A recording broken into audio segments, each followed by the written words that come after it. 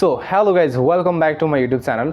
So मैले चाहिँ आज तपाईँहरूलाई चाहिँ होइन यो जेएफटी एक्जाममा आउने मोडलमा हुन्छ नि त्यो क्वेसनहरू सेम त्यस्तै मोडलमा भएको मोक टेस्ट चाहिँ मैले तपाईँहरूले चाहिँ लिएर आएको छु।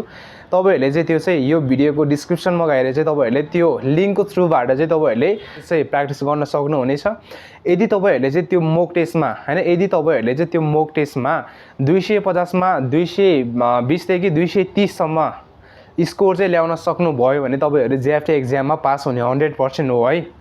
किनकि जेएफटी एक्जाममा पनि सेम यस्तै खाले क्वेसनहरू सोधिनु हो र जेएफटी एक्जाममा जति आएको छ नि त्यो लिसनिङ सेक्सनमा पनि अब लिसनिङहरू छ नि सेम जेएफटी एक्जाममा आउने जतिकै त्यही बट्टेमा 45 सेकेन्डसम्मको हुन्छ त्यो लिसनिङ। तपाईँहरूले त्यो लिसनिङ पनि तपाईँहरूले सेम जेएफटी एक्जाममै सोधिने मोडलमा रहेको छन् र यो कन्भर्सेसनहरू अनि यो के भन्छन् रिडिङ सेक्सनमा हुने त्यो रिडिङहरू अनि भोकाबुलेरी सेक्सनमा हुने त्यो भोकाबुलेरीहरू सेम होइन जेएफटी एक्जाममा सोधिने मोडलमै रहेको छन्। तपाईँहरूले चाहिँ त्यो यो भिडियोको डिस्क्रिप्सनमा गएर चाहिँ त्यो लिङ्कको थ्रुबाट चाहिँ तपाईँहरूले चाहिँ प्र्याक्टिस गर्न सक्नुहुनेछ।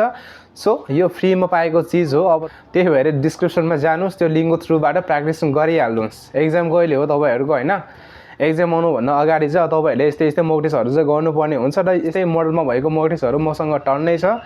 अर्को भिडियोमा चाहिँ म अर्को एउटा दिनेछु, तपाईँहरूले चाहिँ यो भिडियोमा चाहिँ एउटा मात्रै मोक टेस्ट दिनेछु र त्यसको चाहिँ अब तपाईँहरूले प्र्याक्टिस गर्नुपर्ने हुन्छ र त्यसको स्कोर चाहिँ कति आयो तपाईँहरूले चाहिँ कमेन्ट गर्नु होला है।